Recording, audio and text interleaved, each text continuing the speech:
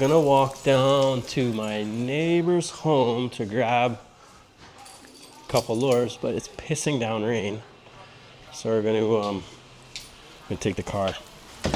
Yeah, it's coming down. I'm gonna go over Sean's. He's got some baits for me and video a little bit of kind of like the traditional Hawaiian way of making lures. He makes some pretty badass lures, and he lives just like 3 houses down from me.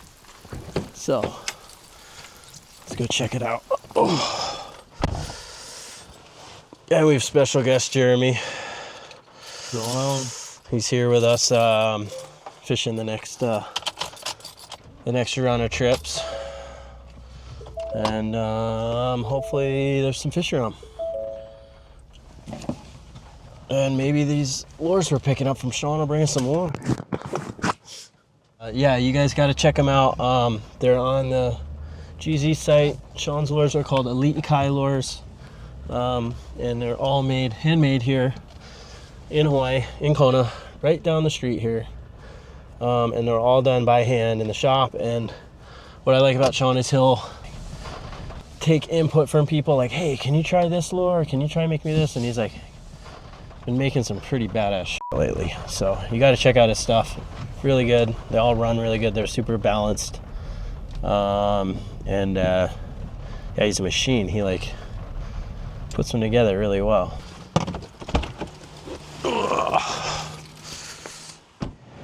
What do you think about that? That's pretty incredible. Right? It's mean. I was asking him about a scoop lure.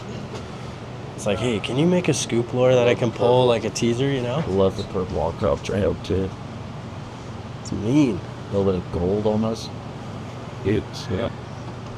Nice to see. Those ones should do it, That's huh? what the cones are for.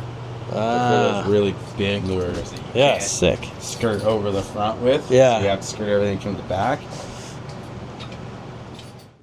Nice and fuming in here for you. Yeah, it's nice. Funny, Koya came over the other day and I was doing the stuff that I put the foil shells and stuff on. Yeah. And he was like, holy shit, that fucking stinks. I was like, I can't smell it. You're like, just used to it. Like, and I was like, wow, this will a lot of resin.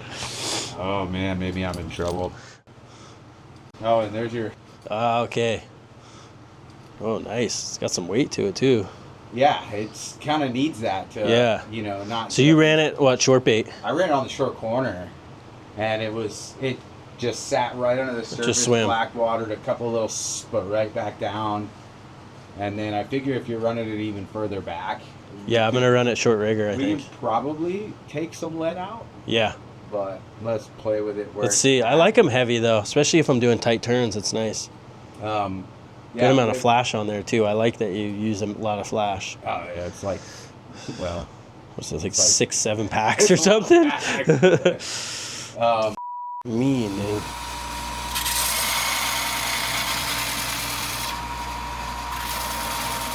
You know, I was thinking of something the other day. You know how when you have a surfboard fin, you get a little nick in it or something, and you start going really fast, you can hear it whistle? Yeah. Do you think when you chip the edge of a lure face, if it makes any sound? I don't know. I don't think the water pressure is the same or the speed's the same. Yeah. Because when you're surfing, you're going 20, 18, 20. Because I hear guys come by me on their foils. Uh-huh. And you can definitely hear like certain foils. Oh, really? Yeah. I was always wondering that. I was like, I wonder if it little chips in it to create some sort of disturbance that the fish don't like. You have to take everything to a minimum of 600 in order to polish. Yeah. I believe the polish compound is like 1,000 grit. Yeah. So if I take it to a 12 and then polish it at 1,000, I'm going backwards. Yeah, I think 600 is like the lowest that you can get a high gloss out of. All right. So this thing is really cool because this I actually got from the old man too. And he always made all kinds of stuff. But this is just a piece of all thread, and it's a bunch of those little buffing wheels for a bench grinder put together. Oh, really? And I have no idea how old this is or how many thousands of lures this thing's polished.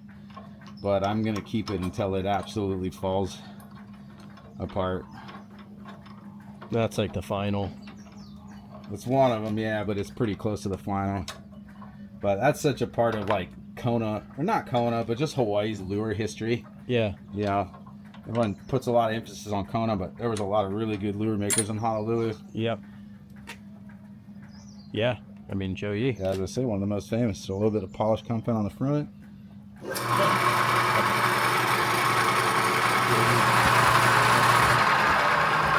There it is. Nice. Ready. Perfect. Sick. Hard head. That'll work everywhere, in any position. Yeah, pretty much. Anywhere in the world. I mean, half the time when I'm just going to the places I'm going to bait, I have like this and a bullet out, and I just run 2 lures going like 10 knots. Yeah. I've been definitely pulling a lot more hard heads. Just the hookup rate's so good compared to all that other big splashy stuff. And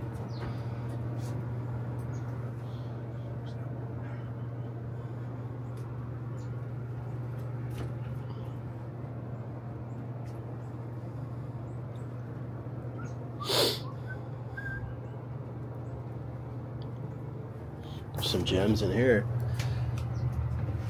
Yeah, those are all ones that, like I said, have a weird little air bubble, something Yeah. stupid that no one's going to care about but me. Yep.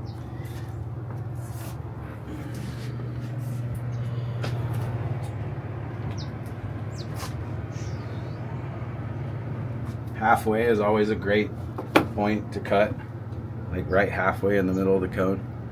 And Yep. depending on like how long the tails are on certain lures, you may want to cut back Yeah, a little okay. further, or you may want to cut forward a little further, but each lure is going to be a little different. So that's interesting. You go over the top of the lure.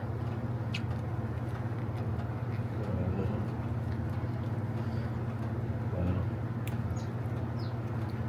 Nice. Yeah, and then I skin, like, pull over my head, take a look, and you see that like our orange stripes are off-centered, so we just need to twist the skirt around a little bit.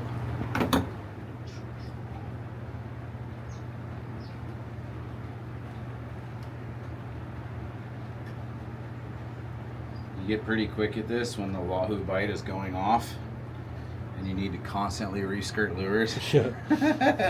And you're like, we need lures in the water. So you get really good at doing this quick.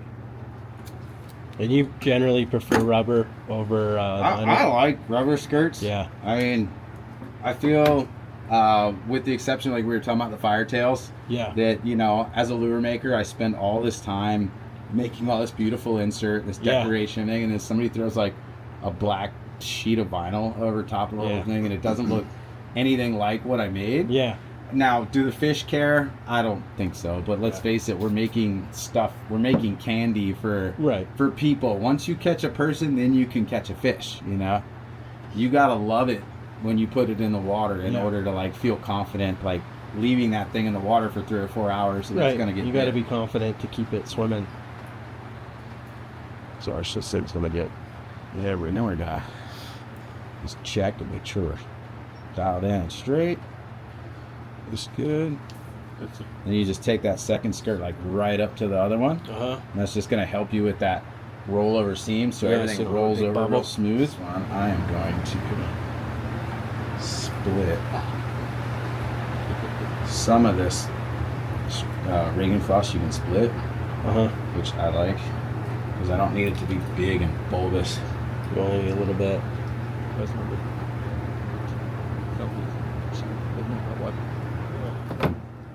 Ready to go.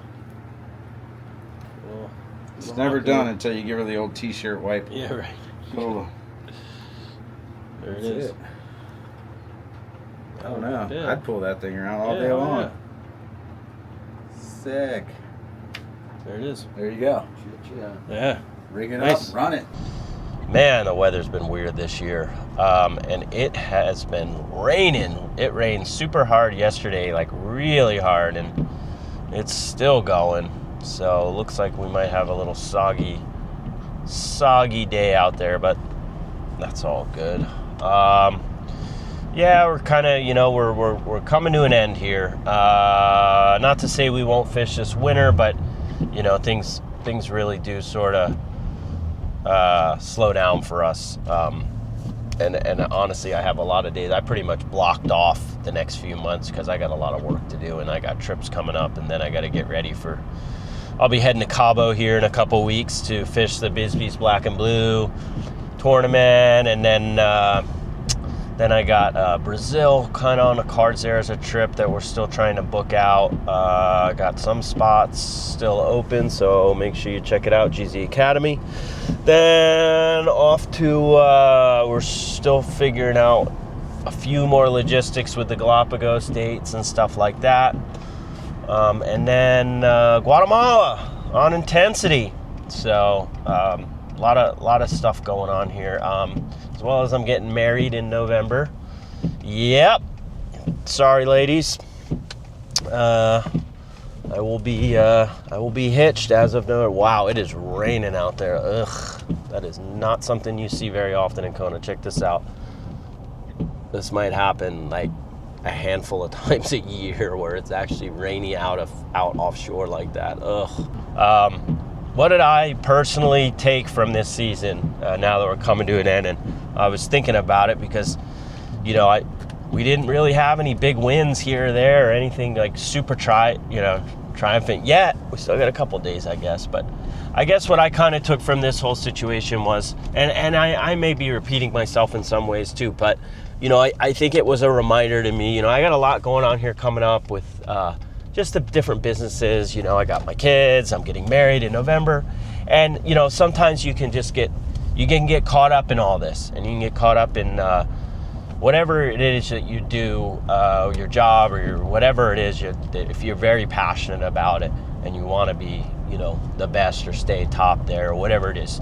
And I think it can sometimes, you can forget that there's so much more. And, fishing especially, right? If we put everything into this, there's so many elements out of our control. And if your happiness is only when the fishing is good and only when you're catching fish, that is such a fleeting moment that you got to kind of remember to enjoy not only all of it, but also understand that there's so much more to life than just fishing. And, I think for me, I had because we spent so much money on that sonar, I'd booked so many days and put so much time into, getting as many trips as possible and fish as much as we could, this. And it was just another eye-opening experience of, trying to work more on that balance, of all the other things going on and the work life, fish, life, balance, all that. And yeah, I think this year was a reminder to me that, keep things in perspective, keep a good balance. And next year I'm not going to let people book me. I'm going to kind of work the days that I can book. And I really want to focus on all the other projects I have, as well as being a good dad and soon to be a husband, be a good husband and all that. And so I think that, yeah, for me, that was a big eye-opening thing. Not everybody has the luxury of saying, hey, I'm not going to fish every day. Sometimes you got to do it, right, to pay the bills. I get it. And that's how it was for years. But I'm at a stage now where I probably don't have to do that and fish every single day, because I started all these other projects and started working with Cole at GZ and building this business because I didn't want to do this every single day and have my happiness only on the fleeting bite. So that's what I took from this season. Life is short, and you can't base your happiness on something that's uncontrollable, especially something like fishing. You just gotta be happy to be able to do whatever it is that you're doing and be passionate about this and have a good balance. So we just got back from Sean's. I'm gonna throw on some rubber stoppers. I like using these jetted hook stops even on lures that don't have jets. I just feel like they just run better. The crimp sits better in it, and I just feel like it just sits a lot better. But anyways, so I'm gonna put these on. But I'm glad you guys kind of came along on that little trip there and checked it out. And I think that's something that is unique to Kona. In the history of lure fishing here is, there's still a lot of these lure makers, you know, a lot of these companies you hear about, a lot of the lures that we carry at GZ, they're still made that traditional way. You know, it's pretty special. You know, there's definitely safer ways of doing it health-wise. There's always advancements, right? But the old art of Hawaiian lure making is what you just saw right there. There's an art and a craft to it in itself, and how difficult it can be to really kind of do it right too. And it's cool that guys like Sean are still doing it that way. And you know, we like them all the different ways of lure making. But that is a kind of a special Hawaii way, and that's kind of a special thing about Kona, is that, you know, you walk down the street like that, and there's a bunch of good lure makers like that, and you can just, you know, head over and see, you know, what they're making, and it's pretty cool. It's unique, and it, you know, it's a little bit like even how the surf shapers are and stuff. You know, you could go to a surf shop and buy a board right off the rack, and it'll work great and everything's cool, but there's something to be said about getting one directly from your shaper. Technologically wise, same thing. You know, there's boards that can be recreated now by machine to be exactly how the one that you broke was, you know. And it's the same with lures. There's different technologies, but, you know, there definitely is something special to be said about the old traditional way of doing it. So anyways, we're going to take these lures out and give them a pull, see if we can find us some big blue marlin, and yeah, kind of cool. So anyways, guys, there's that, and glad we could kind of show you a bit of that history here. Yeah, so we'll head out in the morning, we'll run some of these, we'll see if we can bring some mana into our spread. All right, guys, see ya bright and early.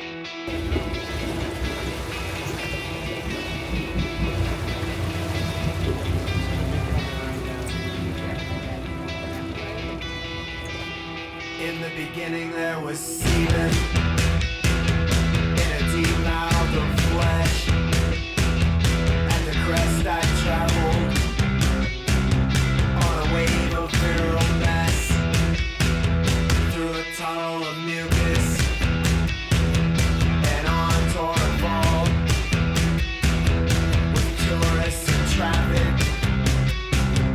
I had just paced myself, I as my whole self, just the half that I had, before greeting the rest of my better half.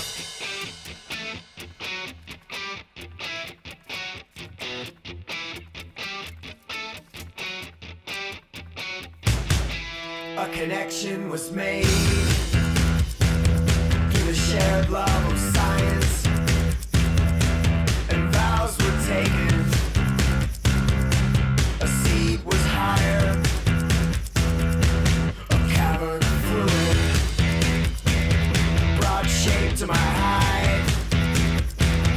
In the months that remained till the time of my life, I thrashed for the reason of spilling from the crack to the palms of a doctor, to a towel full of scraps. My brains wouldn't fit through organ sets. An incision was made with a scalpel and mask. I should have noticed the beauty and not how it hurt. Wet like a cherry in the bloodbath of birth.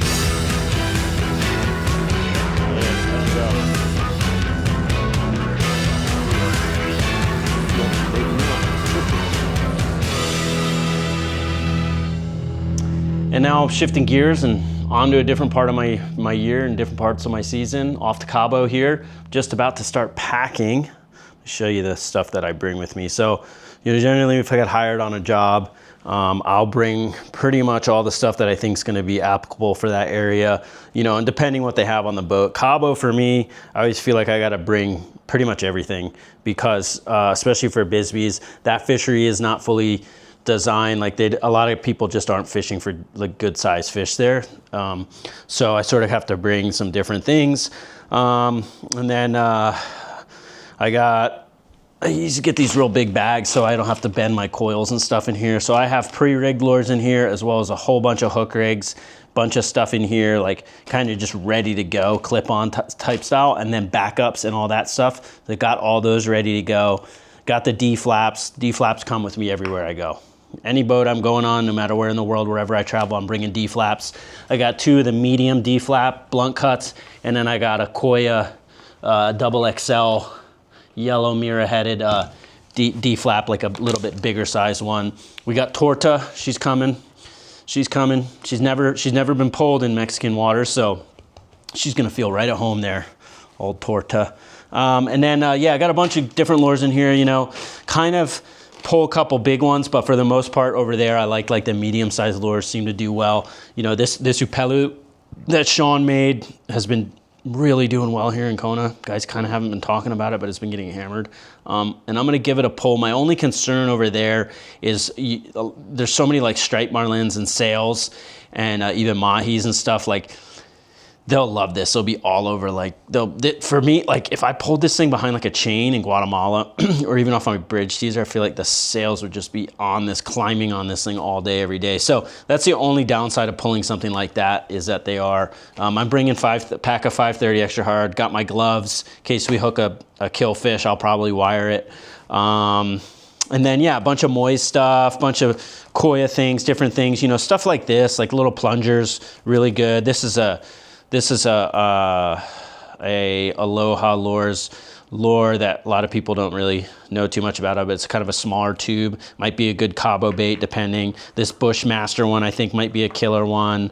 Dark and Stormy. This is another one Eric just we haven't released it yet, but it's called a Rhino Chaser. It's just a real easy meal kind of on the surface. I'll probably give this one a little go. A bunch of different stuff. Smash Bait's gonna get out there, of course. Sundowner, Bambucha, the Moy's Davy Boy. These like soft lures I've been working on. They're actually Tingham's, basically. They're pitch baits to fish, but they run fantastic. So I don't know, we may sneak one out there, a little funky funk. Some, like Beauties, Moy's Shotgun, a couple of those types lures I think could be good options. A Koya Poi Dog. Poi Dog's always good for a big fish. But that's kind of what I'll do, pack up. I got one bag that's full of 130s, because they're getting all new 130s. All the Grander Marlin tackle rods are on their way. They're actually already there. So they already got the Grander Marlin tackle rods, which, guys, by the way, is about to be launched in our catalog, where you can actually get, we're gonna be doing rods, gaffs, flying gaffs, everything under the Grander Marlin tackle brand, and all in that really cool, like the color scheme with the shell and the purple and all. It's just gonna be just badass. So anyways, my guys that I'm fishing with, they just ordered a set of rods. The rods are there right now. I'm bringing the reels with me. I also got a catalog with me for Grander Marlin tackle stuff and some other things I'm gonna bring down to some of the tackle shops there, see if they wanna carry any of our stuff. I gotta fit all this and all my clothes and everything in that bag right there, because I'm only gonna take 2 bags.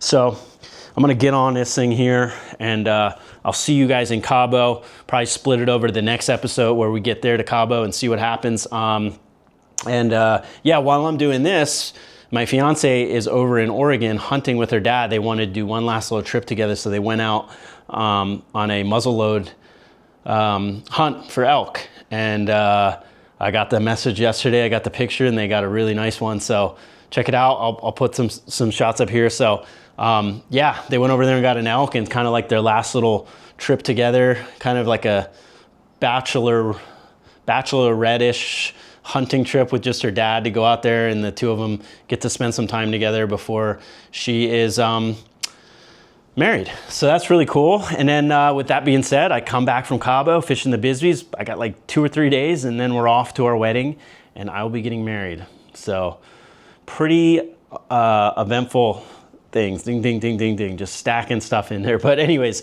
I'm gonna get back to packing here, guys. I'll see you down in Cabo. Let's go win this thing.